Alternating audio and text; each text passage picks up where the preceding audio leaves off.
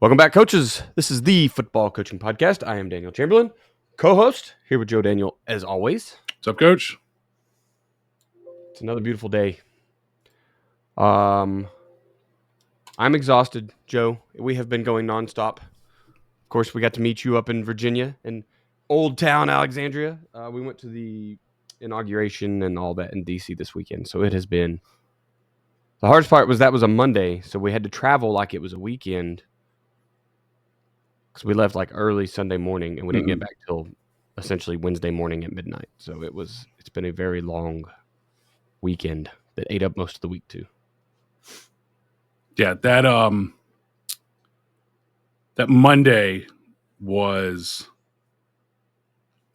like everybody was just like, I have a thing to do, and we're doing it on that Monday, but nobody communicated with anybody else. Like, so we had the inauguration. It's Martin Luther King Day. We have the inauguration, and we have the national championship, and everybody's just trying to get their stuff in, because by God, it's, and I think everybody that's about the time that everybody's breaking out of the New Year's winter holiday thing, and so everybody's like, I got stuff to do. It's like, well, not today. We all got stuff to do today. So yeah, it was good to get up to see you and your wife in Alexandria and ride the train for the first time. That was my first train trip, which is, I was looking because on the trip I was texting my buddies and I'm like, why don't we do this more? And because I have two good friends that live in Alexandria, both stationed up there. Well, stationed different places up there, but both Army and both live in Alexandria. And I was like, I got it last minute and it was like $23, right, to ride the train up there. And so I'm looking and it's like, if you plan ahead, you can go for like $9. Some of them are like $6 to take the train to Alexandria. And it's about an hour and a half, 2 hours. So that was I'm like, this is great. My wife's done it because my sister-in-law is up there and has taken Joe up there that way. But that was a pretty cool way to travel. So it was good to get to know that is available. We used not the Amtrak, but just like the one in Boston, whatever they call it, the tram or the T. Yeah, that was pretty sweet. We're obviously we don't have all the trains out here in TP and horse and buggy country, so we don't. So like we can go to. So like I could take the train, the Amtrak from Richmond to Alexandria, which is a pretty easy trip. I can meet my friends who live in Alexandria there. Like we went to, Theismann's is right there. And there's a bunch of other, King Street's right there.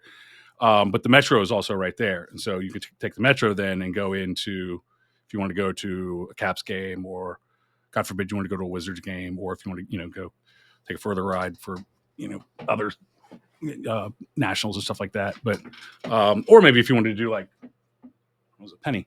Or if you wanted to do something like other than sports, but that's not interesting to me. It's not interesting at all.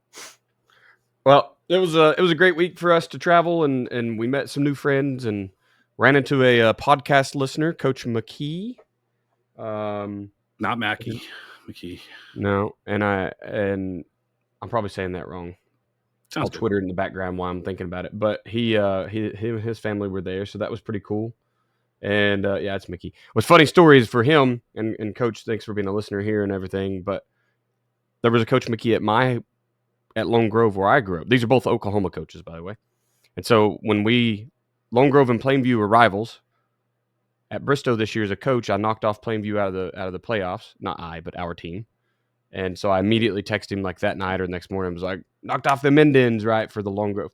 And he was like, what are you talking about? And I was like, oh, wrong McKee. So it was funny to get to make amends for that in person. Nice. But yeah. Anywho, it was great travel week. Saw a lot of cool things. Met a lot of new people, and of course, getting to bump into you for our once a year in person meetup. Yep. And life was good. But now it's back to football. I know the season is like officially. I guess NFL's still going. I'm having a hard time watching the NFL this year. I'm a Cowboys fan that hasn't been good since the 90s, and now I'm a Buccaneers fan, and they lost, and I'm tired of picking teams to be fans of. the entire Dallas Cowboys roster is now with Philadelphia and Washington, and now they're both still in it. Like I don't know. I don't know what we're supposed to do. So two things are keeping me invested, and I'll be honest, the first round of the playoffs, I was just like, I don't care. But I've gotten the being in a place, and Richmond is very much, an extension of DC. We're a long way. We don't have to deal with DC. We're south of Fredericksburg. We don't have to deal with all that stuff. But, many of the people here are Commanders fans and everything. And so that's kind of exciting that they're in it. It's been so long. This is the first NFC Championship game since 1991. So, that's exciting, and they're pumped up for it. My wife's a Commanders fan, and I lost. When the Falcons played the Commanders a couple of years ago, we put my son's fandom on the line, and the Falcons lost by 1. So he has a drawer full of Commanders gear and stuff. And it was one of those things where it's like, it turned out well, because the fact is that at that time, giving your child the gift of Falcons fandom or Commanders fandom was not good. Neither to be. So at least he got the one that's doing something now. But so I've kind of gotten into the Commanders a little bit, just being around people who are into them, and it's but really, I don't know who I want to win. I know that my preference is a Bills Commanders, and I would prefer a Bills Commanders, and I expect a Chiefs Eagles. Yes. Of course, this will all have already happened by the time this show comes out, but Josh Allen is so much fun to watch right now, because he's playing at such a ridiculously high level. I very, very much respect the Chiefs. I think it's ridiculous, the people who are like, well, they barely won. It's like they barely won every game but one that they tried to win. Right. And that was against the Bills. So, I mean, they had the one game, they had the game where they didn't try to win. But every game that they have tried to win, they have won except one. So I don't really care what you think. The purpose of the game is to win it. And if you're winning at that level, you're good. Yeah. So you're fooling yourself if you think not. So I very much respect the Chiefs. It's a little bit of, I'm not like there's just a little bit of burnout from it, I guess. I've always been a Chiefs fan. Not a Chiefs fan, but like I've always enjoyed watching the Chiefs and seeing the things they do. And it's almost, it's not quite Brady, but, the Tyreek Hills are gone. And these guys who were, they've cycled guys in and out. And it's like, well, they're still, still what they've been. And there's 2 constants in all of that. Really, well, 3, Kelsey, but Reed and Mahomes. And it's just been, they're really impressive, but Josh Allen's just, we talked before, I've taken to watching some of the all 22, and just a lot of the time what I watch is the Bills, because it's just impressive. I mean, the quickness, the decision-making, and all of those things are just incredible. So I'd like to see the Bills, but I don't have my hopes up. Yeah, you're right. It is burnout, because it has entered. I live here. The Chiefs are the closest team to me, and I don't necessarily like them. A lot of my friends do, because there's a ton of Oklahoma players there, right? A ton of guys have gone from the Sooners to go up there and play for the Chiefs, including Creed Humphrey, who is probably my favorite player in the NFL, just because he has a beer. He created a beer with the local brewery there, which I think is just hilarious. Like, got to be the greatest physical specimens of all time. He's like, just give me a cold beers and I'll keep doing my thing. But there is some burnout for me. So I hope it doesn't. I hope they lose, just so that I can get some joy back in watching them kind of come back from, they didn't win the last 2 or 3 or whatever they've done. Yeah. That happens everywhere too. And I don't know what it's like in Kansas City or what it's like in that area. When the Braves, even though we only won 1 championship, eventually won 2, in the last 30 years or whatever, but in that run from 91 to 2005 or whatever, went 14 straight, and same thing again. Now we'd won until this year. We won 6 straight with however many straight playoff appearances. It's starting to fatigue again, but you don't have the same. It's like the Braves has never been the same. Winning the World Series was awesome a couple of years ago. That was great. I wasn't in Atlanta for it, but like in Atlanta growing up, 1991 was incredible. The worst to first and all of that was absolutely incredible, even though we lost in Game 7. And you never, as exciting as 95 was, winning the World Series, like it's never the same. When you do it every year, it doesn't mean what it meant. You start having playoff games that aren't sold out and that kind of stuff. And it's like, I don't think the Chiefs are at that point, but it's not the same. And it's not the same as it is for Washington, D.C. right now, where, as I'm sure Eagles fans are extremely passionate, and I'm sure Chiefs fans are too. But you have a city that hasn't done this in 30 years, 33 years, that the feeling is different. And it won't be the same next year as it is this year. You just can't do it. We at Oklahoma, we're on the downhill of all of that. So we were so good, right? Because I mean, I know they only won one national championship in 2000, and they haven't won it again since. But for 10 years, we were in every other national championship game. Right. Like that doesn't happen. We didn't win them all, but by God, we were there and we had a chance. And so people just got used to like, you better win 10, 11 games a year, or it's a loss of a season. And now we're in kind of our down. And I love Lincoln Riley as a scheme. His ability to call an offense is great, but what he did to our program was pretty shitty.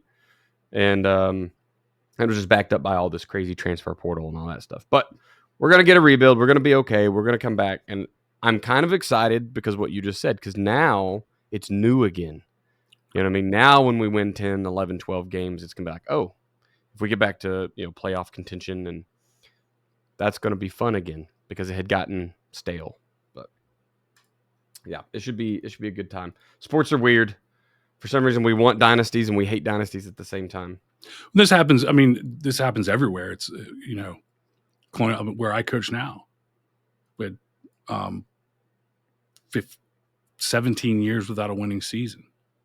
We had 2 back-to-back winning seasons, and the second one was not good enough, right? And then this year we win a playoff game, but that's exciting. Nobody's satisfied with it. Only that first one, and I don't think we were necessarily satisfied with just having a winning season and losing the playoffs. We had a good showing in the playoffs that year, I think. The final score didn't indicate it, but we're hanging in with a team that we had no business hanging in with into the third quarter, where we left kind of with a good taste in our mouth about it. Like it's we made a good showing, and even though we still look back at that year and what we could have been 8-2, we could have, if we had done that, we wouldn't have been playing that team in the first round of the playoffs. We would have been playing this team, and we might have beat that. But that first year we can look back on and go, that was a hell of a year. First winning season in 17 years.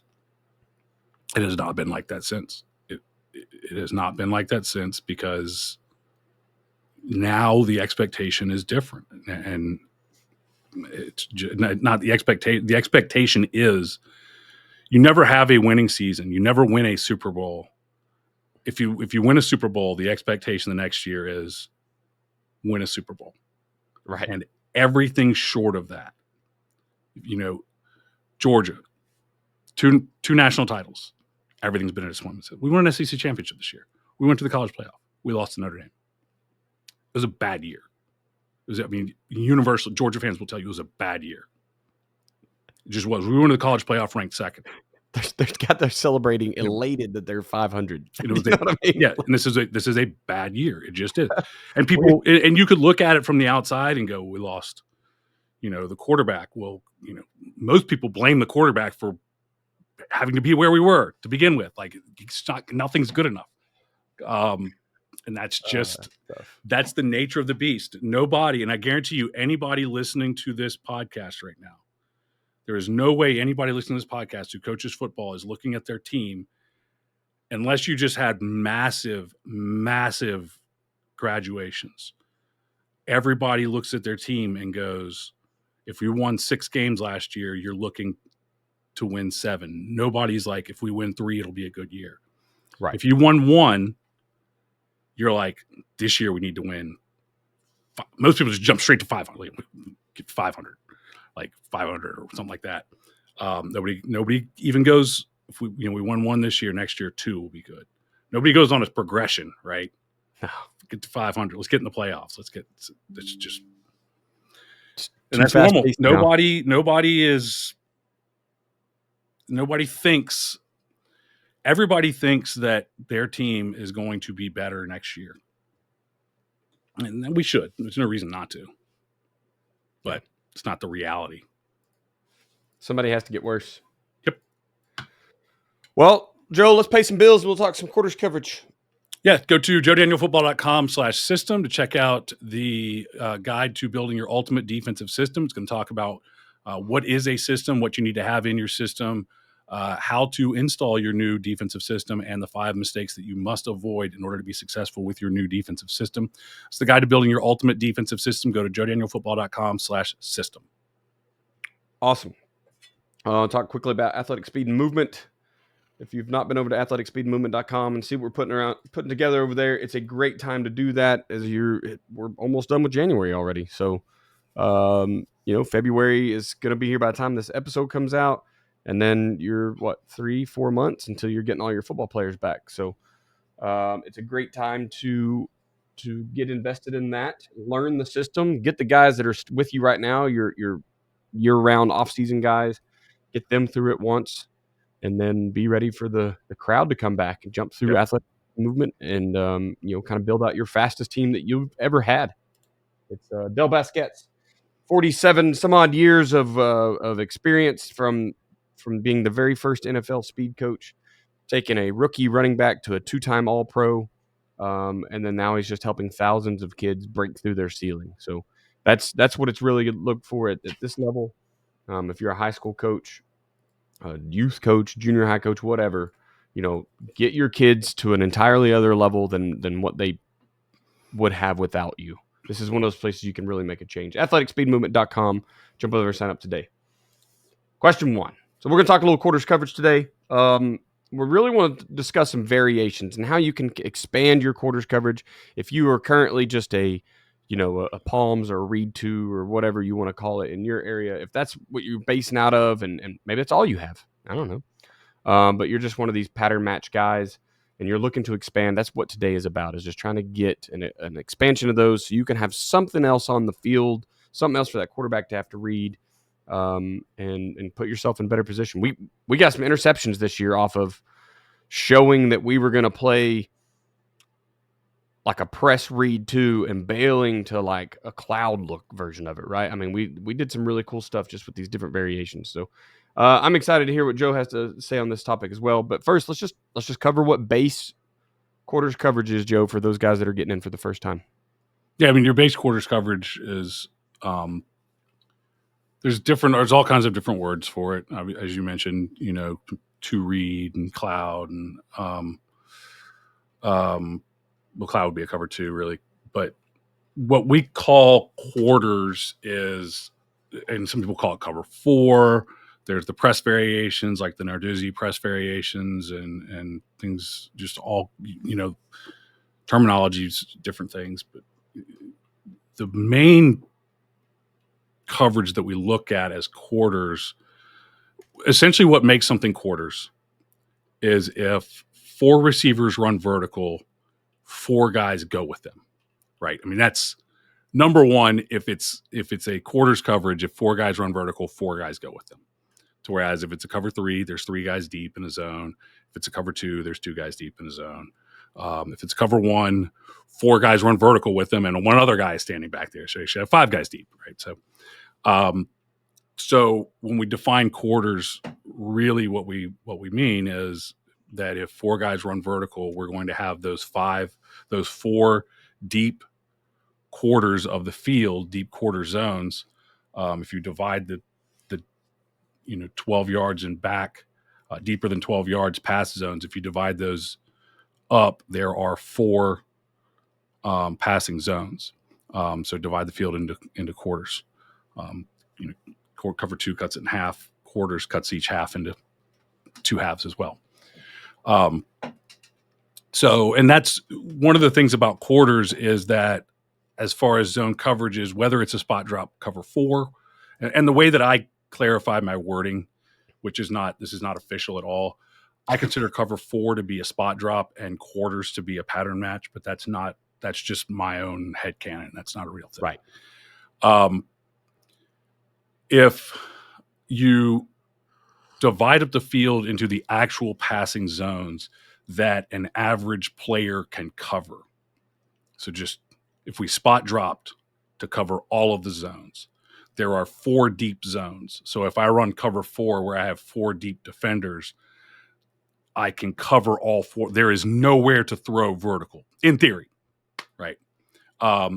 If a really good zone defender, eyes on the quarterback, who's in the right position, in the right part of his zone, would be able to break on any throw that quarterback makes and get there if we have 4 deep. There are 6 underneath zones. Now, there are almost no 6 underneath zone coverages. You would have to run, 2 deep and 6 underneath. The only exception would be a 6 underneath goal line coverage. The problem with that is short throws kill you in goal line and you can still throw short. But if I divide the underneath zones, there are 6 underneath zones. There are 4 deep zones. And that's just because of the travel time of the ball. And it's all kind of football theory, I guess. But, so when we talk about horizontal stretch, if you have a cover 3, you have 4 underneath defenders. So you have 4 underneath defenders. I have 6 underneath zones. I have 5 receivers. Now that's the important thing. I only have 5 receivers. So I can use those, and you divide the field in half. And if I put 3 receivers to one half of the field and 2 to the other half of the field, I've horizontally stretched that. You have 2 of your underneath defenders defending the 2 to one side. You have 2 of your underneath defenders defending the 3 to the other side. So I've horizontally stretched it. Somebody's open. If I do that in a cover 3 vertical, I horizontal stretch vertical. You drop 3 guys deep, and I can put 4 receivers in a 4 verts, and I've horizontally stretched the deep zones. So by running a quarters, I take away the horizontal stretch deep but what quarters does is, because it is a pattern match now, if I ran a basic cover 4 where I just dropped 4 guys deep, you can't stretch me vertically or horizontally deep, but I only have 3 underneath defenders. So you could very easily stretch me really to either side against a 3 under coverage. Right. And so what I do in quarters now is I pattern match it.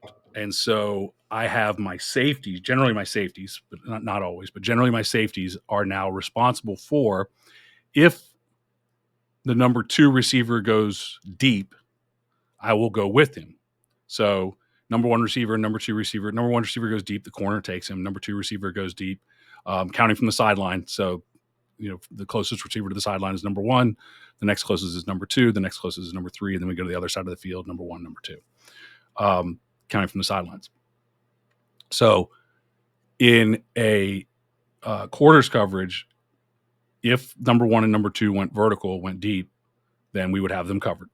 So if number 1 and number 2 to both sides went vertical, we would have them both covered with the corners and the safeties. But let's say that number 1 goes vertical and number 2 runs an out. My quarters safety is not restricted to staying in that deep zone. He can come up to cover the out. There's different things that you could do with him. He could jump the out. He could then, the most common example is a curl. So if you were to run a curl concept with a curl flat concept, the curl route, if I ran basic cover 4, I would have 4 guys deep, actually nobody running deep. And so you would horizontally stretch me underneath. What I do in quarters is that when I get the out route by number 2, I go to jump underneath of the route by number 1. And so in the curl concept, my flat defender, my linebacker, now has the flat. And what should be open in theory, if you have a hook curl flat route, a horizontal stretch underneath, in theory that should be open, but now the safety jumps underneath of the number 1 receiver's curl route.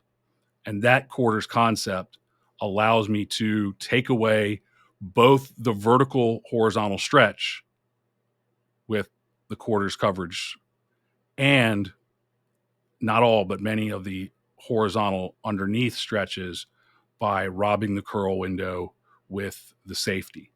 We do the same thing on a post. We do the same thing, different routes.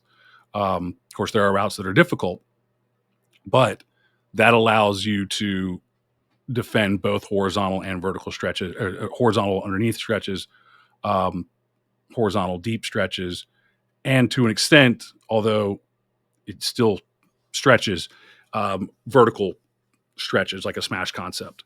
And so what we do in a pattern match is based on the route of someone that you're reading, usually number 2, that tells the safety, because usually sometimes the corner's reading number 2 and sometimes the corner's not. In a base quarters, the corner is just a deep half player. So it's essentially an inverted cover 2 where the safeties are underneath and the corners are always over top. So in our base quarters, the corner is not paying attention to what number 2 does really. He is just playing a deep half. We defined it as over top of number 1 always. And he can play the wheel routes and everything. Whereas if we play and then the safety can react to the route of number 2 receiver, and he can, like we said, rob the curl, or he can go help the post route, or he can just whatever it is. And then you have different variations. That's what I consider a base quarters. So when I say quarters coverage, that's what I mean. And people probably have names for them and stuff, and I don't care. Ours is sky, so it's a sky coverage. It's safety, because in that route coverage, the safety is the force player. And so when we sky, it's safety force. That's another feature of quarters coverage, is that the safety is the force. It is essentially a 9-man in the box type of deal, which is one of the features of quarters. It's one of the great features on a napkin, and it's one of the hardest features on the field. Yeah. And then you have your different variations. You have your 2-read or blue. TCU calls it blue, 2-read, palms, whatever. That now the corner will be more active on the out route by number 2. So he can play more of a flat defender type of thing. The safety has to play deeper because he's more likely responsible for, say, a post route by number. So a post out now becomes the corner leaving the number 1 receiver and playing the out route, playing over top of the out route, while the safety now has to go play on the post route. Whereas if we were playing the traditional quarters, the corner would stay over top of the post, the safety would come underneath the post, and the flat defender would then have to run with the wheel. If there was a wheel, but he's on the out route. So he's the true flat defender. So as the variations in them, but yeah, it's essentially, it's a pattern matched. It's the way that we define pattern matches. It's a zone that becomes man. And so based on the break of number 2 receiver, usually based on the break of number 2 receiver, we then react to that by taking our eyes somewhere else. Lots of different ways to teach it. Lots of different ways to talk about it. There's the if rules. If number 2 goes vertical, lock on him. If number 2 goes out, take your eyes on number 1. If number 2 goes in, take your eyes on number 1. Or and then the corner rule might be, in regular quarters, might be stay over top of number 1 no matter what.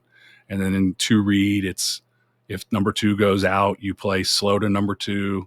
Then we can flat check it and say if number 2 goes out, you jump number 2 and safety takes number 1.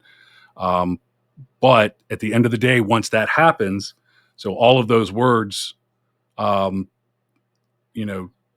top of number 1 or slow to number 2 or jump number 2, all of them is eventually turn into man on number 1 or man, and we explain your leverage, man on number one, man on number two, whether you get there slow or you get there fast, but it is reading route releases and turning zone into man. And on paper, it is the most advantageous thing.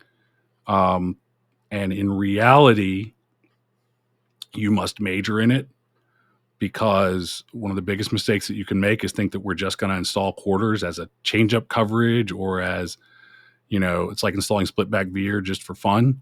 It's not going to work. It's not how the play works. It's not how it works.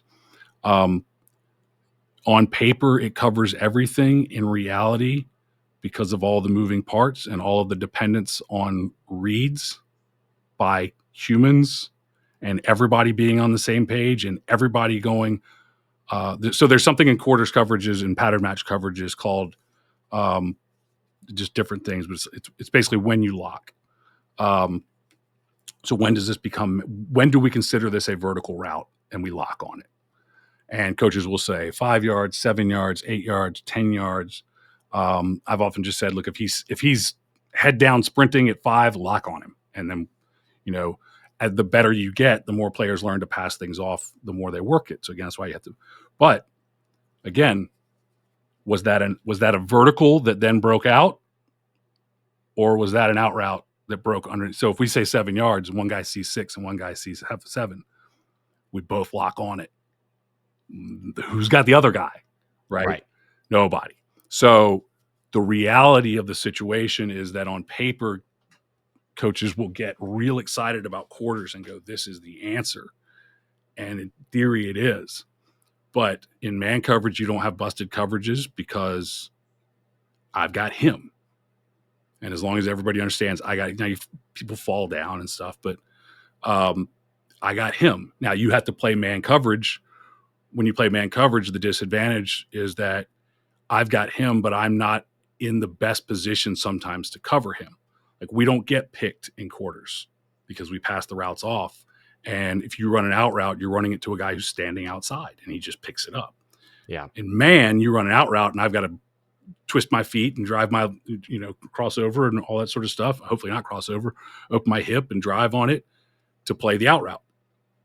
If I focus on man coverage a lot, then I get better and better and better at playing the out route. If I focus on pattern matching, I get better and better and better at matching it and passing it off. And then zone, there's holes in zone because you're not in man.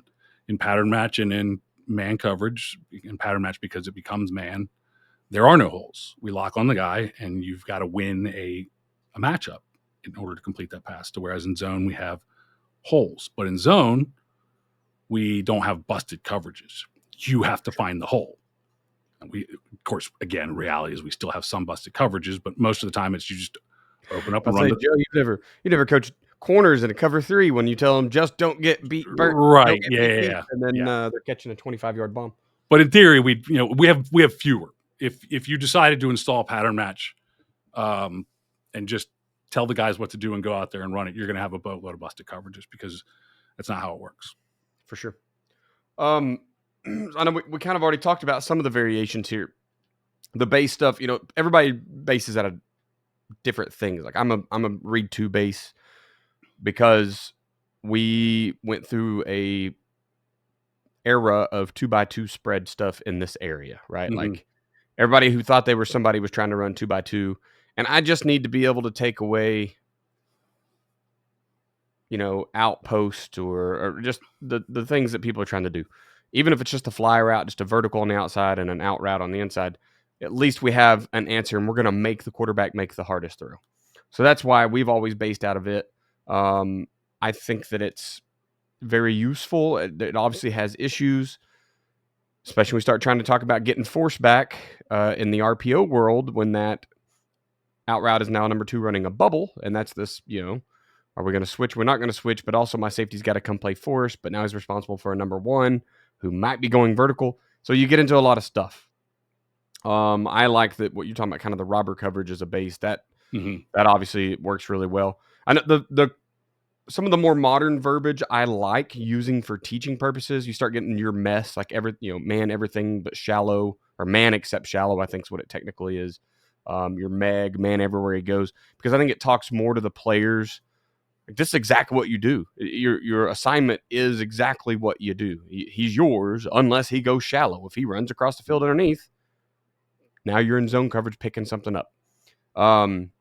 Which is a lot like what you said, just stay over number one, but you don't have to like drive on a Well, everything but shallow is generally quarters with a press. Right. Is usually how that would be. Yeah. I got into last season. I worked with a coach that was a cover 3 pattern match, and that was a lot of fun to learn. And it added even more variety. We're going to talk, kind of variations here in just a moment, some more of them, but that was just another way to, like, you're still in cover 3, so you can look like your base cover 3, and now we're pattern matching, and it was wonderful. It even more so, it almost was zone to zone. Like, you, if the man doesn't come right to you, you go right back to, I don't know. It was just wonderful. It was cool to see it play out. But find a base, fall in love with it, learn the intricacies, and that's your base. But there's a lot of them out there. You can kind of pick what you want. And then carry an off coverage to it as well, right? Like, you got the robber and the blue, run them together. Sky and blue, I guess, is what the JDFB version of that. That way you can switch in and out, because there's, like I said, we got a lot of interceptions this year just off of tricking quarterbacks. So yeah, that's one of the things with quarters, if you want to do it, is the split field variations, and that's kind of what everybody thinks of. And so we use a simplified split field quarters system at JDFB. It's a coverage that I don't recommend most coaches run. If 70-80% of the time you're trying to stop the run, you don't need to be investing as much time in coverage. If most of the teams that you're playing, I usually recommend coaches, if you're in a run heavy district or league or whatever, and you need to win that, start out in a cover 1, cover 3, your first year or 2 years, get the defense, get the run fits established, get your team, as most of our coaches are coming in. Many of our coaches are coming in, off of 0-10, 1-9, 3-7. They're trying to get to that next level, establish the defending the run first. And then when you start consistently seeing the playoffs and getting into the playoffs, when you get to the level where the teams that you're playing against some of the better passing teams, maybe you run into a team that, in order to get into the state championship, you're going to have to beat a team that can sling it. Maybe now that everything's established, it is worth, not that you can't defend them in cover 1, but maybe now it's worth investing the time in a pattern match once you've got everything else established. But and I've never been a big fan of pattern match 3. It didn't offer the same advantages to me that quarters did to invest the time. It's just been a personal preference. Obviously it works. It's never been something I wanted to invest the time into. What we always look at is, with the split field coverage, is you have, so like as you mentioned, we have a sky check, which is the basic quarters with safety force. We have we have a cloud check, which is essentially spot drop cover 2 with corner force. We have a blue check, which is 2 read. Right. We have a flat check, which is an aggressive 2 read, where we're going to jump the flat and not just play over top of the corner. We also have a what we used to call a clue check, which is essentially a man coverage, but we call it a banjo, 2 over 2. Whoever goes in, whoever goes out. It's a match coverage still, but that would be a we've used different words for it. We've heard it called Bama. We've heard it called backer. We've heard it called different things. It's a backer force. So the linebacker is going to force, and the corner and safety are kind of relieved of their run responsibilities in that. So, and you can get as creative as you can get, very creative in that. You can get too creative in that, and how you play different routes and how you handle different routes. Like you said, I can tell you to jump even though we have a 5-yard no cover rule, I can put a tag on there where you're going to jump that bubble, because in this situation, I want to jump the bubble. I don't want to wait on it. We're going to go straight into the backfield, and of course somebody's got to rotate over for bubble go. But what I wanted to talk about today was a compliment to the quarters package, and I actually learned it from a guy, Alex. I'm probably pronouncing this wrong. Alex Mebane, Mebane. I believe he's now retired. Quick Google search, and I believe he's now retired. Spoke at a Glazier clinic, I think in Charlotte, years and years ago, and not to date him, but it was probably 2008 or 2009 or something like that. I think he was coaching at a Trinity high school, and we went down and visited with him, North Carolina. And he installed a package that I really liked, and you can take elements of this and use it. And he was a base 4.75 quarters, as we were too at the time. And I don't recommend 4.3 for most schools, especially early on. Again, if you're 1-9, 4.3. If you're 1-9 and you've got 3 coaches and they're not very experienced, your players don't have much experience, and you don't have consistent athletes, 4.3 is not your answer. Neither is quarters, quite honestly. Right. It's advanced, and it takes the right players, and it takes very good coaching, because the more advanced you get, the more likelihood you have of breakdowns, and where breakdowns are a disaster. Whereas in a 4.25, breakdowns aren't generally a disaster. Somebody else is nearby, and 4.25 cover 3. Somebody else is nearby and cover your butt, unless you blitz a ton. So we went and visited with him and installed this package, and he called it the dime package, which was playing off of the quarters name, right? So it was quarters and dime.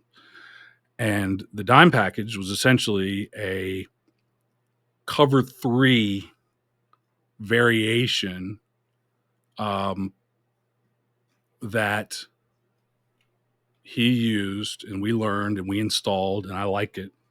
We don't use it now, but he installed this, and we installed it as well. The dime package, we got a bunch of stuff. Actually, that's where a lot of my zone blitzes came from first, and then we stole some of the dime stuff. There's a way to show quarters using different words, different tags, rotate to essentially mostly cover 3, but not always. I guess they're always cover 3, I think about it. And so I think we ended up with 7 checks off of it. And it was at least 5, but I think it was a total of 7 at the end of the day. And what we wanted to do was get a quarterback used to seeing a certain look, and then use these tags to change the look. And I remember there was a very simple hitch route that was thrown, and he had a series of, here's a hitch route being thrown. And the first time the hitch route was thrown, they were in base quarters, 7 yards off, and the hitch is open, right? It just relatively, 5-yard catch. It's good catch, good throw, all that sort of stuff. 7-yard off corner. Hitch is generally open if the ball is thrown on time, and with any zip at all, and in a good spot. But you're not going to gain anything off of it, so most teams won't throw it because nobody's throwing the hitch. Most teams won't take it snap after snap after snap. Most quarterbacks won't. So then they show the exact same look, and the next play, it's not the next play in the game, but it's the next play on the cut up. The look is the same. The quarterback takes the snap, he turns and throws, the corner sits. And if the corner doesn't backpedal out from 7 yards, the hitch is closed, because the corner just sits, and then he drives when the quarterback's hands off ball. The hitch is a roughly 5-yard throw. He drives on it. He picked it or broke it up. The next one is the same look. He calls the hit. He wants to throw the hitch. The safety starts to rotate late. The quarterback doesn't get his eyes up. He throws it, and the safety rotates to the flat and picks the hitch. And so essentially, one of those in the quarters coverage variation, the weakness is the flat, especially if you're in a quarters 4.25 or 4.3, the weak side flat is the absolute weakness. And so What they did was cover that up once by having the corner sit people use different words, but we call it a catch technique. And then the other one was to rotate the safety down into the flat. 3 different looks, same route. One of them was a completion. And I think one of the things about coverages and disguising coverages, they should complete some if they're any good at all. If they can recognize, every coverage doesn't have to be disguised. I think that's where every coverage does not have. Now, some teams will always show quarters look, they always show 4 deep, and they always rotate to 3, let's say. So every coverage is disguised, and that's fine. But but every coverage doesn't have to be a disguise, because if every coverage is a disguise, nothing's a disguise. It's just all, post snap. But that was what got us interested in it. Was learning that, and so that's what I want to go into today. Was the ways that we take that quarters look and use the tags to create all of these different variations on coverage. Okay. So the first thing that we would do is tag the safety roll. So we would look at cover 3, rotate to show quarters, rotate to cover 3. And that was just snake and fox. So that was strong safety and free safety. Snake would rotate the strong safety down to the flat. Fox would rotate the free safety down to the flat. When you rotate that safety down, he is the force defender. By the way, whoever's being rotated down is the force defender. So corners have deep third. The other safety rotates to the middle. So if we call snake, the strong safety rotates down, the free safety rotates to the middle. You're in cover 3. And then you just have to teach them when to do that rotation. So we would call snake. He rotates down. That means that the backside linebacker is now the force.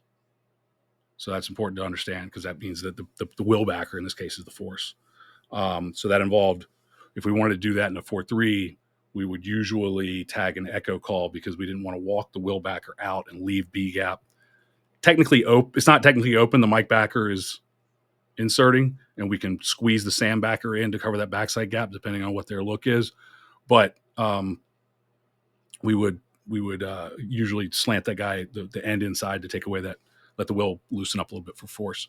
When we did that, we also could tag that, or we could game plan that with what we call a crash technique. And crash technique was, we would show it late, and he would just, now you can't do this as much anymore, but we would just annihilate the number 2 receiver. And that was how we would handle 4 verts out of that. So as that strong safety came down, if that number 2 went vertical, he was coming straight at a missile. He was going to eliminate that route. I love it. And so that helped us play 4 verts out of cover 3, because it's always a concern. So different things we had to do out of that. If we ran Fox, we would rotate the free safety down and the strong safety back, and that essentially just becomes a 4-4, right, or a 4-2. So, and no, we didn't rotate them all the way down. It's not like they ran all the way down to 5 by 5 or anything like that, but they were rotating like a 7x3 area. The free safety is the force. If I'm running 4-3 and trying to run a cover 3 variation, I do not like to base out of 4-3 cover 3. I think if you're going to be based out of cover 3, you should be in a 4-2-5, not a 4-3, because the numbers aren't right. 4-3 is a 2-gap Mike linebacker. It's supposed to be. But if I do that rotation, then I can essentially 1-gap the defense, bump the Sam out, strong side backer out to be the flat defender, depending on what the formation is, and essentially get into a cover 3. And I can tag that with a 7 or whatever I want to call it, where echo strong, where the end comes in to B gap if I want to C gap if I want to, if they have a tight end. So that's the base. That was really the base. That majority of what we did out of it was just rotating to cover 3, either strong or weak, and nothing special there. But that's the way to get into cover. The best way to get into cover 3, I think, out of a quarters package. Show the quarters pack. Yeah, because and that's did you? So my question: how do you run that too high shell with a forefront? Like, did it make it? I feel like you constantly have to roll to the weak side to get rid of that giant void, that giant lot of grass over there. Did that show up often, or? The key is that your weak side So the number one thing is understanding this, and this is where 4-3 teams get in trouble, screw it up. The will backer is not the B gap defender. He doesn't have to stand in a 30 technique. Right. The Mike backer is a 2 gap. So again, this is the key to understanding the 4-3, the Miami 4-3. The Mike backer is A gap strong or B gap weak. And so the will backer can play the base alignment we called him was a loose 90. So even if there's not a number one, even if there's not a number 2 receiver split out, first of all, the majority of the time, the weak side is going to be into the boundary. So he doesn't have a giant void. He just has that space from the defensive end into the boundary. Number 2, the will backer, base alignment would be a loose 90, which would be we told him inside foot on the outside foot of the defensive end. So he's essentially 2 yards outside of the tackle. Not an ideal force position, but he could force from there. And then we had a +2, so he could go 2 more yards from that. So he could get to a 4x5. We're splitting hairs at that point, and he's already in a shorter area because he's the weak side boundary. So he's a 4x5. So we can cover that. The key is that the Mike backer, and this is where the 4-3 breaks down for most teams. Your Mike backer has to be A gap strong, B gap weak.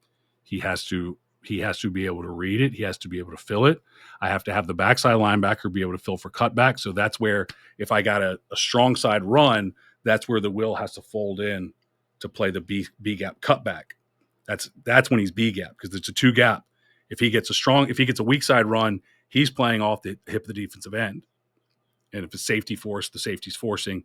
If it was the rotation, so if it was a snake call and the free safety was rotating away, he's the force. He has to fit wider, and the free safety gets the alley. If it's safety force, base quarters, he's essentially the alley because the safety will force, the defensive end will be in the C gap, and he would be the fit for the alley, even though he's a linebacker. And the Mike backer has to spill that B gap weak. Where teams break down is that they will put the Mike backer as the A gap defender, the will backer as the B gap defender. That doesn't mathematically work out. You don't have a force. You either don't have a force defender, or which is often the case because teams will then try to run, some sort of a cover 3 thing, or you will have a force but no alley, and that's that continue again. That's a major issue as well. You're fine on the strong side but not on the weak side. So you don't have in our Miami 4-3, the weakness is the weak side flat and we on the pass, but the weakness is not the weak side force. So what about when you get into, I know we pre-recording talked a little Tampa too. Something's growing in interest in my area. Lots of guys are trying to get it put back in and honestly utilizing it with some success. I think it has to do because defenses went with all these speed guys, right? Instead of, we talked about football got out of the phone booth for a few years, but now it's coming back. So is that Tampa 2 look or those other variations of coverages, do those work well out of that package as well? Yeah, so what we're going to do, so that to build to the Tampa 2, we then have 2 other calls. We have a Cobra was the weak side, and I can't remember the strong side call off the top of my head. I'd have to look it up. We have it somewhere. But we make that strong corner call. And I want to say that it was like a SC Scorpion. So Scorpion was a strong corner call. So Scorpion would be strong corner. And so in that case, the strong corner, and we didn't change. I think we would backer force this most of the time, but you could corner force this. But it was more of a coverage thing, and our corners weren't equipped to be force guys at that time. Right. You run out of, when you've got backers who can be force guys and inside linebackers, and you've got safeties who are force guys, unless you're really loaded, you don't have corners who are force guys, right? We ran out of bullets there. We've got 11 guys on the field, and only 9 of them are really good run players. So when we would tag Scorpion, and Scorpion's to the field, so he's out there, right? And so Scorpion would tell the strong corner to be at his 7x2 or 7. At that time, we weren't 7x2, we were 7x1. But now we play 7x2. And at that time, we were open slide. So what we would do is he would bait this. So the Scorpion call, the corner was in an open slide technique, which means he's turned with his butt facing the sideline, his eyes facing in towards the quarterback. Guys don't like this. It's fine if you're going to be in the true quarters. It's fine to play outside leverage so that they can have that peripheral vision of the receiver. What they didn't like is when we had to move inside leverage and they couldn't see that guy. But what we would do is we would line him up. He would be in a 7x2 or maybe 6. And he would take 2 short shuffle steps out because their normal thing was that shuffle, shuffle, shuffle, right? The 3 read steps so that they can drive on a hitch. So he would shuffle, shuffle, and his third step was to turn back towards the quarterback. And he is a flat defender now. And so what he would do is, but the initial shuffle would be to confirm for the quarterback that, okay, he's leaving. So the quarterback, bam, throws. I mean, as the ball's coming out of the quarterback's hand, he's turning and breaking on it because he was never leaving. Like, so he didn't lose momentum or anything like that.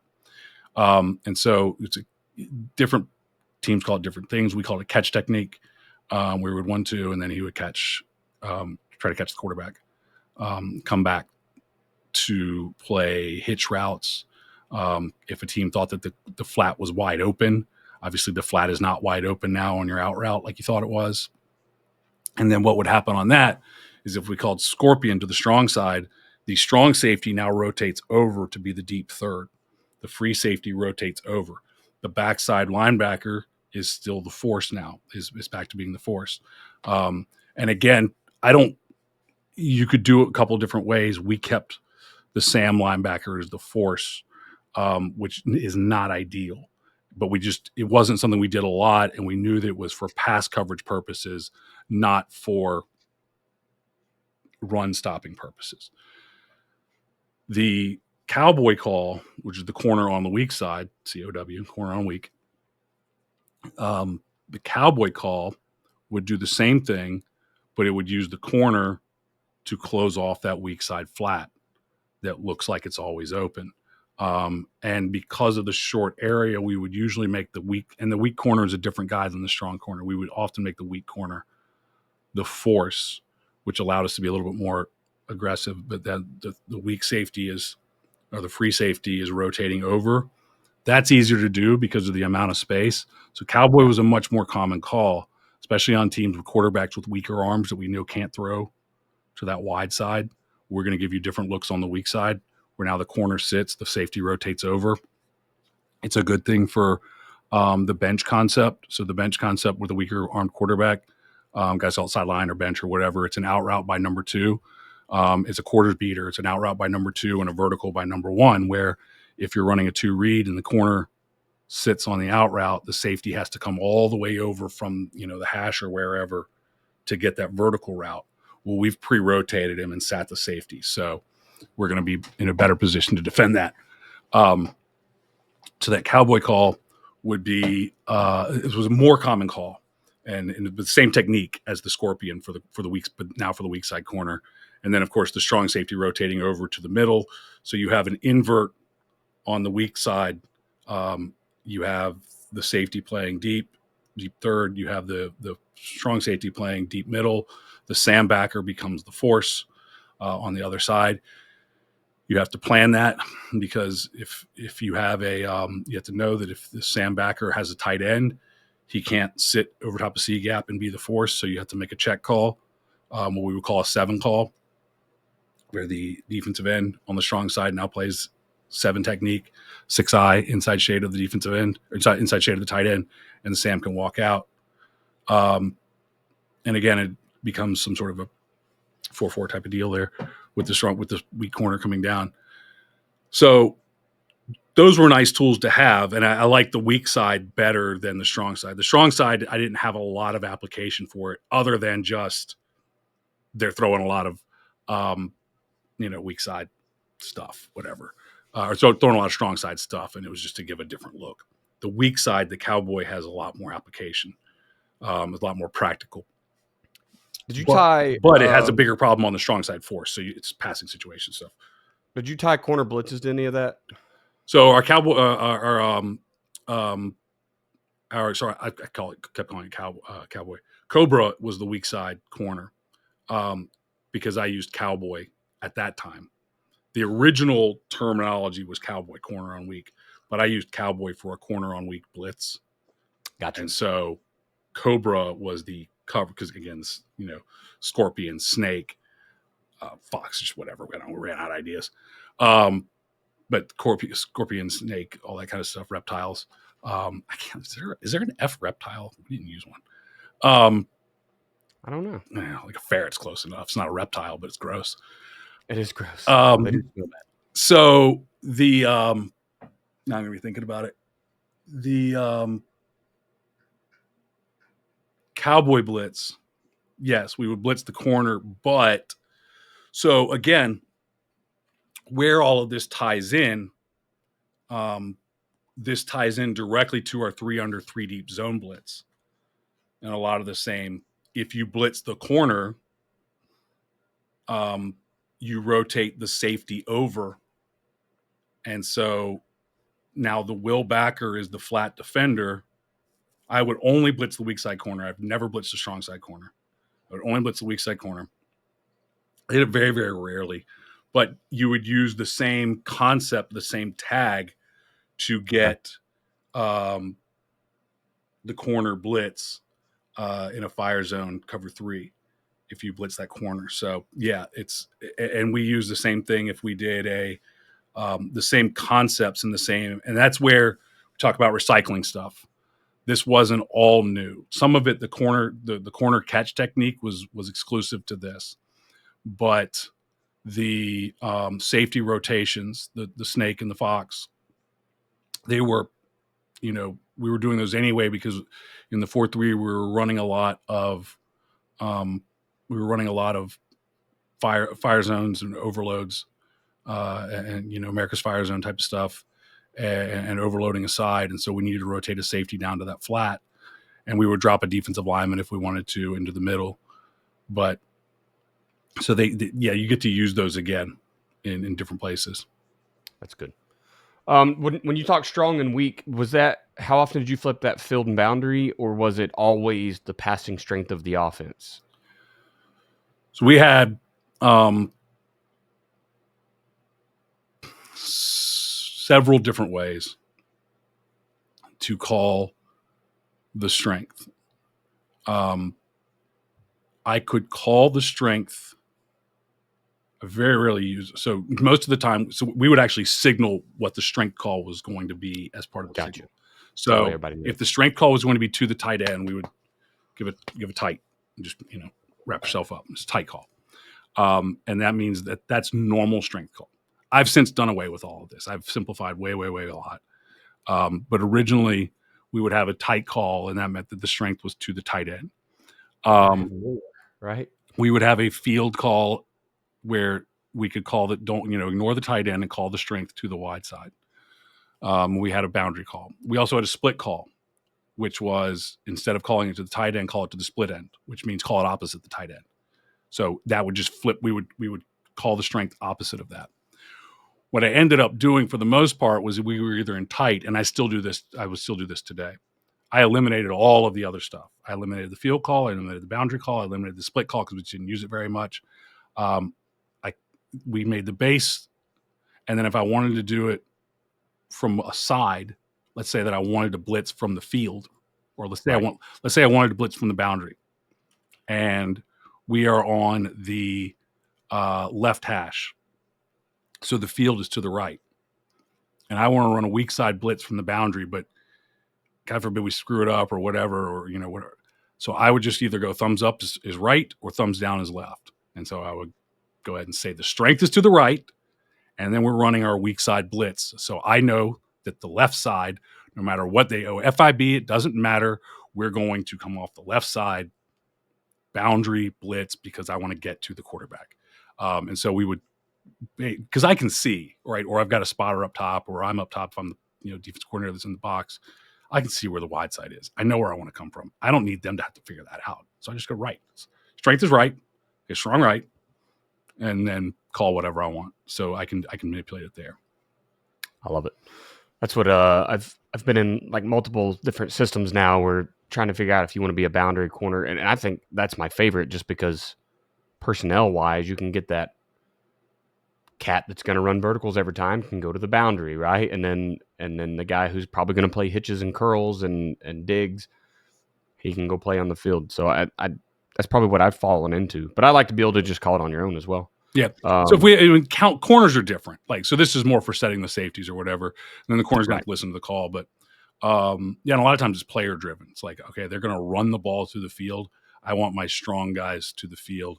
If I want to blitz from the boundary, you know, that kind of just how I want to do that. If I want to blitz into the face of a, maybe I think they're going to sprint out to the field and I want to blitz into the face of the sprint out. So I'm going to call the strength to the field or and run a strong side blitz, or I could call the strength to the boundary and run a weak side blitz and set it up the way they want. And then last question I got here. So I know that I've using your system, and most of these questions I've already known the answers to, but it's good to hear them. You started inserting your safety blitzes, which I loved. I absolutely loved running free safety, strong safety right through B gap. We got more surprise stops there, game-changing plays than probably any other call. And that's all based out of the same defense, right? It's this quarters look, roll into cover 3 with some variation. How did you kind of use those in the same system? Did it change your roles? How did that work? No. Well, let me back up real quick because we didn't get to the last coverage variation, and we kind of come in talking about it, which was crocodile, which is corners on both sides. And so that would catch both corners. The safeties would then drop wider, and the Mike backer would go to the middle of the field, and that's your Tampa 2 look. Thank you. Yep. So, and really, it wasn't like it's still a cover 3 variation, right? The Mike backer. But I can line the Mike backer up at 6 yards. I ran it very, very, very rarely just because I'm not. And again, I go back to what do we need in this defense? I need a Mike backer that is a tackle to tackle, A gap strong, B gap weak. And at the time that we were running this, we were seeing flex bone, we were seeing I formations, we were seeing pistol power offense. Essentially, we were seeing power counter, one back pro style. We were seeing some spread, but and I remember one year the first 3 games were a flex bone and then 2 I formations, one of which had an absolute brutal. And I had a really good Mike linebacker, but he was 185 pounds. And I only had him for 3 games because he didn't make it through the third one because they had to play A gap strong, B gap weak. Before that, I had a really good Mike linebacker who was 6'2", 220. He played 40 games. And he played in playoff games because we didn't have anybody else. But he started 40 games, and he could do that. And he was smart, and probably the dumbest thing I ever did was try to give him more calls because he was smart. One of the things you learn is that he's a smart, instinctive linebacker. You let him go out there and just not freelance, but he knows his role in the defense and let him do it. He probably could have done the Tampa 2 stuff, but we weren't doing that at the time. The year that I did it, I had a light in the butt Mike linebacker, and we weren't very good, and he was just what I had left. But he was 6'2", and he was probably only 190, but he could rotate to the middle of the field and actually do something. When you do that, your safeties don't go as wide as a corner would, right? They're not going out to the numbers. They're kind of midpointing, and playing over top because you have your 2 deep, and then you have your third who's not as deep, and is almost kind of like robbing that middle zone. I'm not a Tampa 2 guy. I can't tell you all the subtle differences and nuances, but he would essentially be. It's essentially it's a hybrid cover 3, cover 2, where I've still got my 2 deep guys, but I've got a third guy who is now underneath of those cover 2 type routes. So I can play my cover 2 guys a little bit wider to help on the sideline routes that affect cover 2, because you have to throw it over my Mike linebacker that's dropping. But again, most of the time we just didn't have a Mike linebacker who could do both. If we had a Mike linebacker who's an A gap, B gap run stopper, I don't need him to.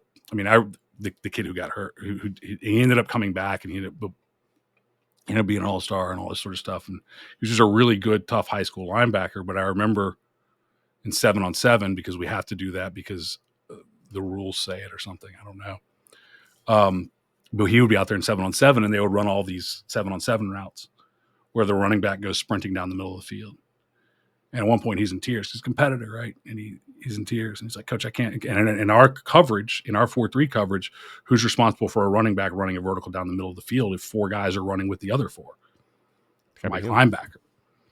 Well, the reality is running backs don't get to just free release down the middle of the field in football. And I told, he's in tears because he can't cover their fastest kid at running back going sprinting down the middle of the field. And they're running smash on the outside and just clearing out the middle of the field with him. And it's like, this isn't your job. And I'd take him out and put in a DB or something like that. I was like, we're never going to ask you to do this. Right. If this happened in a real game, you pretend you thought he had the ball and you just annihilate him. Route canceled. Like, there you go. Just that's how we handle it. That's how you handle it. You're a linebacker.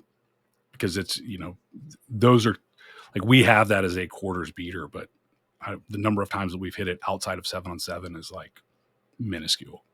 Sure. And we don't run that much smash. So we don't run that much smash. We don't see that much quarters cover too. So that's why we don't have to worry about it too much. But yeah, we can.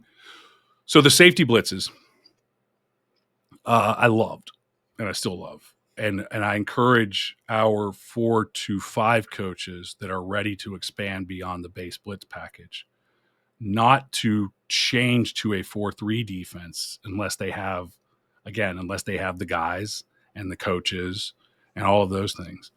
Not to change to a 4-3, but to stay 4-2-5. And a lot of them will evolve into a multiple front. And so they'll be 4-2-5 and 3-4 or 4-2-5 and 3-3.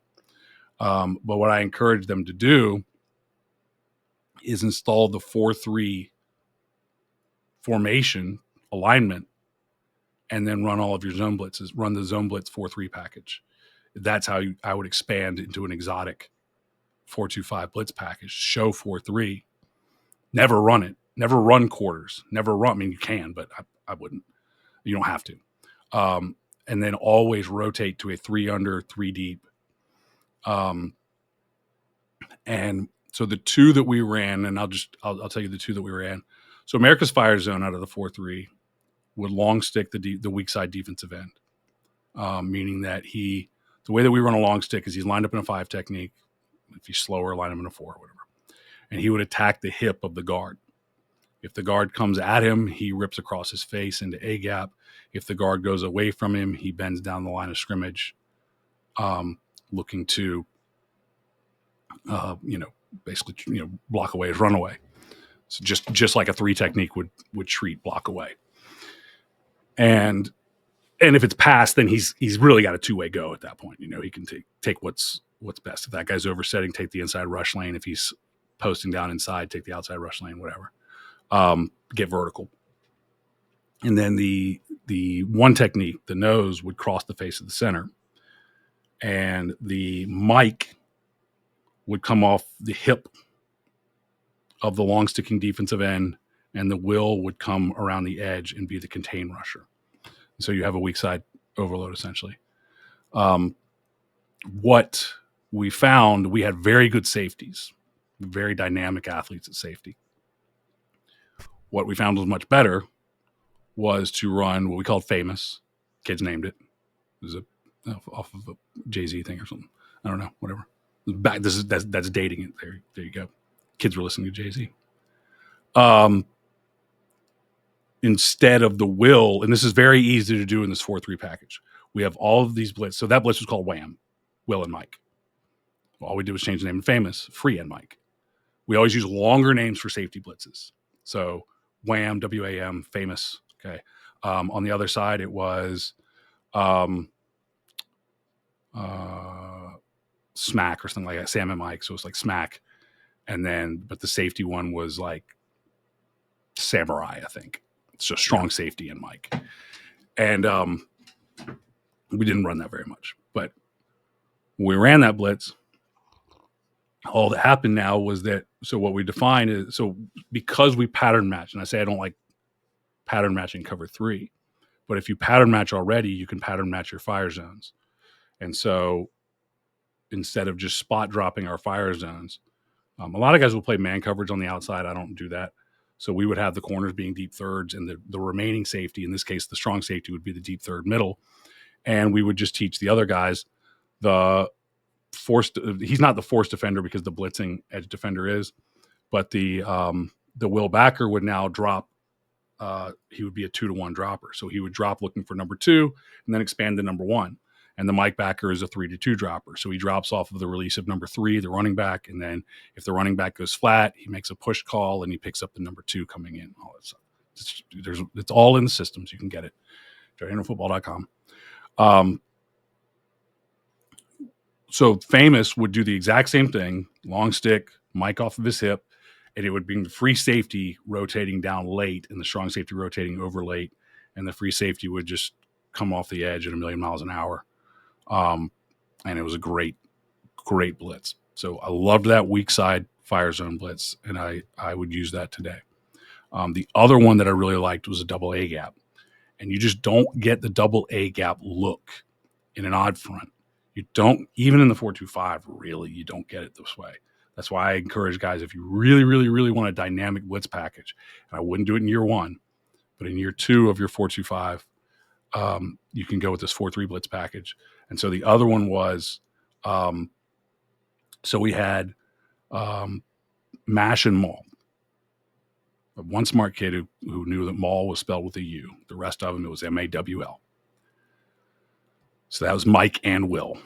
And so, by the way, when you name these, the guy that goes first, his name would come first if they were crossing. So we could tag these with X's and they would cross. But so Mike and Will, the Mike would go first, the Will would cross behind him. And so the Mike would hit the weak side A gap and the Will would hit the strong side A gap in a crossfire blitz. The nose would slant out, would line up in a 2-eye and then slant outside to weak side B gap. And so that, what we would do with that is then we would either drop a defense. We usually drop the defensive end, but that's really hard for high school kids to do. So sometimes I'll just play man. But so we would drop that in, and that's a double A gap blitz. But the one that really was good, and then Mash was the same thing. Mike would go strong side A gap. The Sam would come across to weak side A gap. And so you got your double A gap there. What was really good was Machete. And again, one smart kid goes Machete spelled with a C. You shut up, get back over there. Don't tell the other kids they don't know. Machete, longer word, replaced the Sam with the strong safety. And that was one of the best blitzes that we had, where the Mike would come to the strong side A gap and the strong safety would creep up and then attack the weak side A gap. That's one of the best inside double A gap pressures that I have. And almost always came open in some way. Yeah. Because it's hard it's really hard. It's one thing when the Sam linebacker, who's already accounted for in the protection, starts to creep over and the guard goes, he's coming to you. He's walking over. The strong safety is not accounted for in the protection. And so when he creeps up, he often gets through. And the only guy who has a chance on him is the back.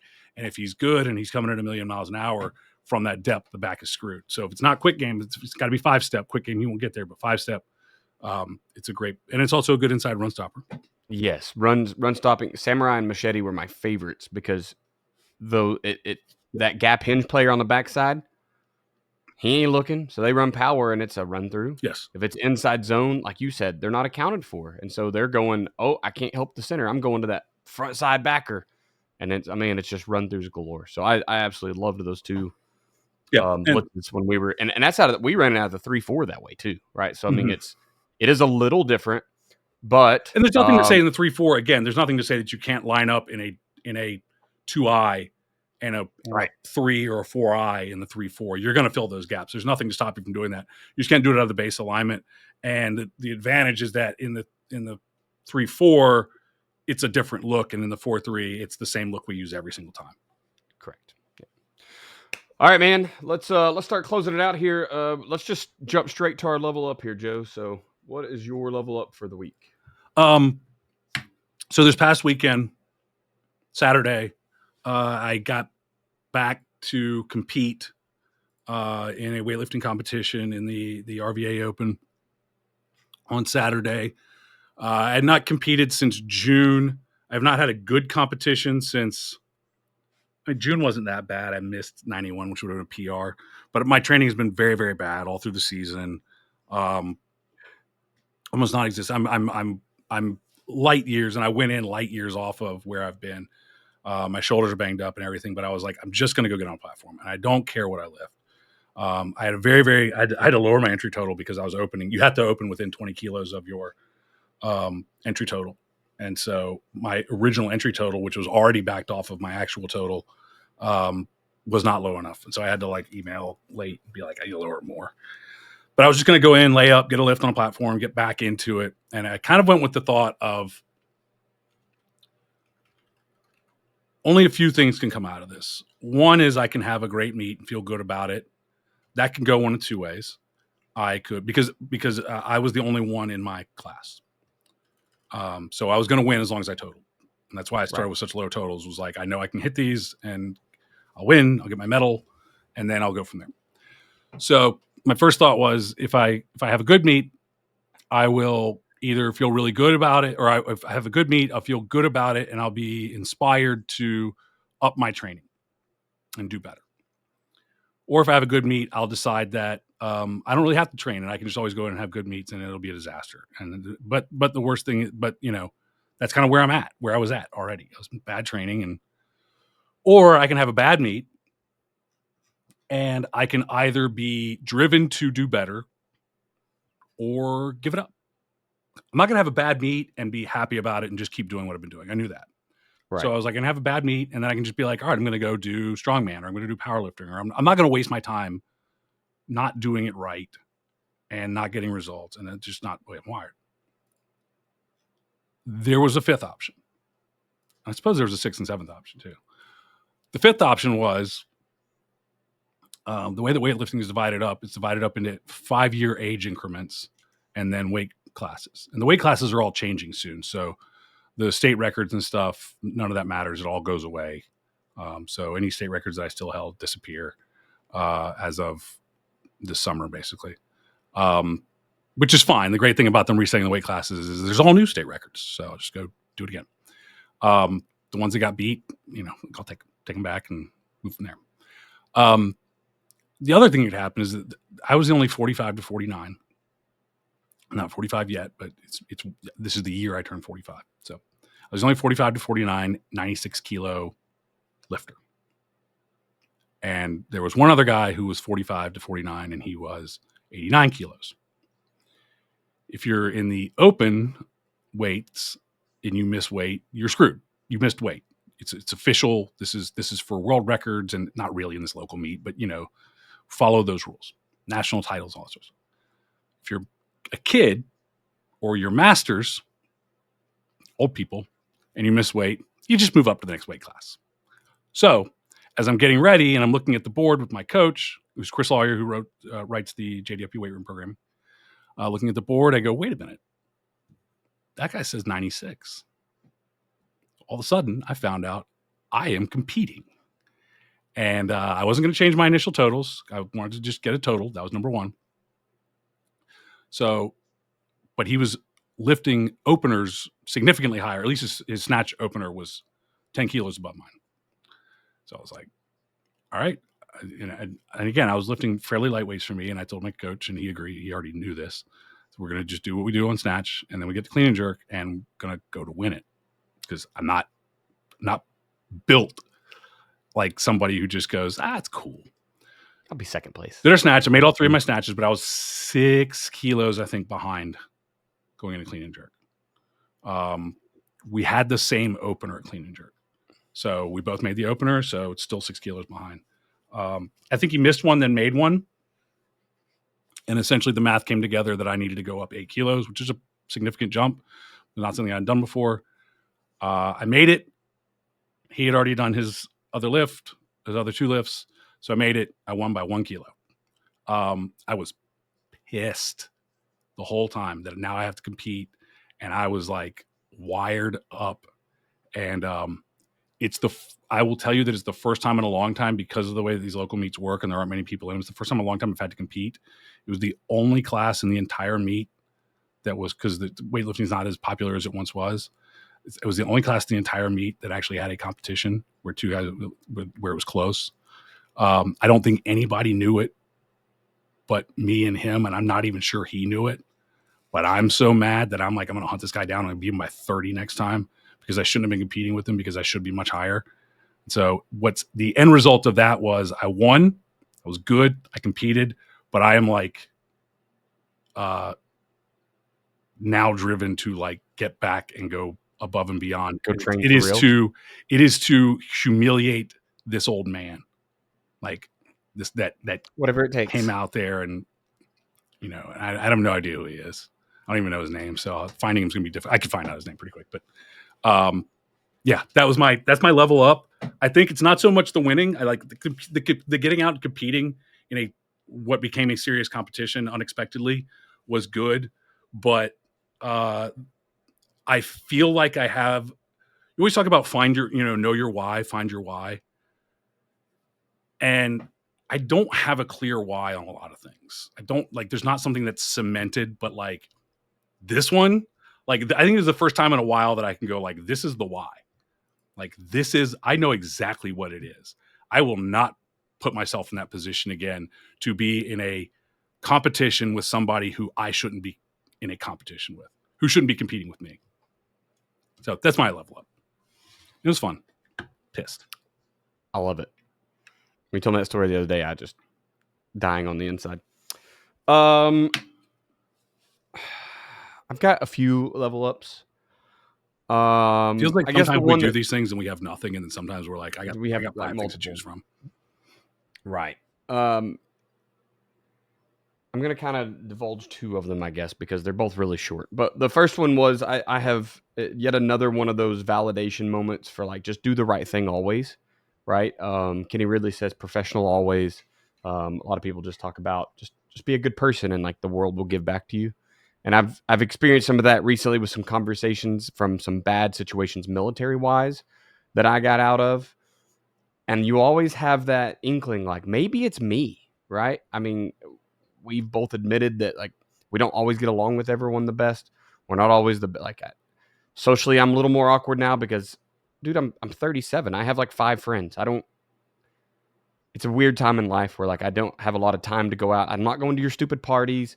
It's a weird time in life. Anyway, I'm not old enough to retire and just hang out with the old people on the yachts, and I'm too old to hang out with the young people that just want to go to the bar every weekend. So it's a very strange time. But I had a good conversation with a gentleman that basically just validated that for me, when I was a very good person and it wasn't recognized at the time. Here we are 7-ish years later, and it's coming back like, oh yeah, that dude was an absolute turd, and it finally some retribution came back right for him. So be a good person always. The specifics don't matter. Just be a freaking good person, because it will come back to you eventually. The other one is we got to go to the ball this weekend in DC. We talked about it a little bit, right?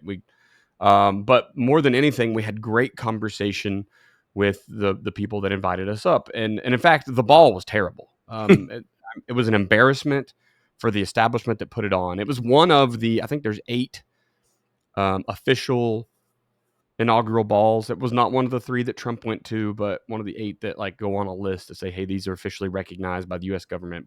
I think there was 50 in town that night. Absolutely. But 20 of them might have just been like, hey, me and my 5 friends are going to drink beers together and call this an inaugural ball, right? Just give it a name for a tax write-off or whatever. So the one we went to was very, very poorly put together. Essentially, there was a paid side and a free side, and we were part of the VIP on the paid side, but they forgot to put someone to check names. So all the free people just came over and ate all the food and took all the tables, and we just left. It was chaos. Some very, very, very high up people were in that room and were just pissed. So just not a good deal. But what we did instead is we went home and had great fellowship with our friends that invited us up. And I have I'm a Christian, so not like my grandparents were. They're devout Christians. I just try to be a good person and understand that I have my own relationship with God, and religion has been very weird for me for the last 20 years because of the military, because I've seen enough crap that makes you go, I don't know, man. But we had a great conversation with those guys, and it just took us back to the Bible, and my wife and I started a Bible recap study plan, and it's on the Bible app, which I think is like, I can't remember the exact name. You just look up the Holy Bible app and it'll come up. But there's a Bible recap plan on there, and so it's like an everyday devotional and some reading. And I did like 5 days at once because I guess I'm fired up now. So try to get really dug in so that I don't fall away from it again. But it was neat to have conversations with people that answered some questions for my wife and I, and then now we can kind of just jump back into the book and start studying. So so it was good. It was a good weekend of both chaos and some enlightenment in Washington, D.C. So good deal. But cool. That's my level up, is just always trying to improve and be a good person.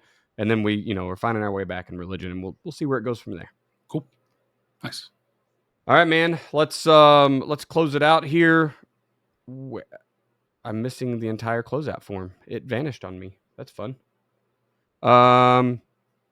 Yeah. So social media, where can we find you at, Joe? We'll start with social media. You can follow JDFB at Joe Daniel Football on Instagram, TikTok, Facebook.com/Joe Daniel Football, JoeDanielFootball.com/YouTube, or you can email Joe at JoeDanielFootball.com.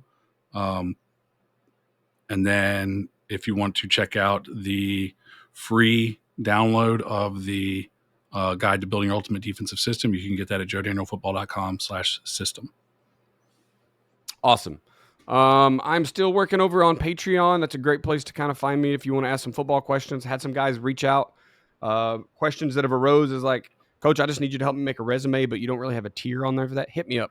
Honestly, it's hard to put a number on that stuff. So, if you have questions, hit me up. We'll find a tier for you, and we'll get some work done. You can also find me on Twitter at Coach Chambo OK, and you can email me at chamberlainfootballconsulting@gmail.com. The YouTube's kind of it's just me putting down ridiculous thoughts. I started the Back to the Basics series, which legitimately was just, I say, hey, wife, what don't you know about football? And she says, what are all them fast kids called? And I'm like, okay, positions. Let's talk about that. So it's been kind of a cool way to like intro her into football and put content on YouTube. So jump into that. Podcast is over on Twitter at the FBCP.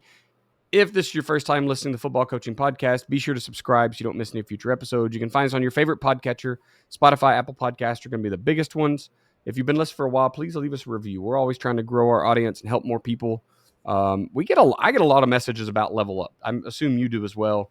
No, nobody talks to me. Hey, okay, well, all the time people are like, hey, I picked out that book that y'all were talking about, or just things we've mentioned as Level Up. People contact me and want to have a conversation about that. So lots of ways that we're trying to influence coaches for the better. So share the message there. Nice. Thank you for listening to this episode of the Football Coaching Podcast. Remember, coach simple, play fast, win.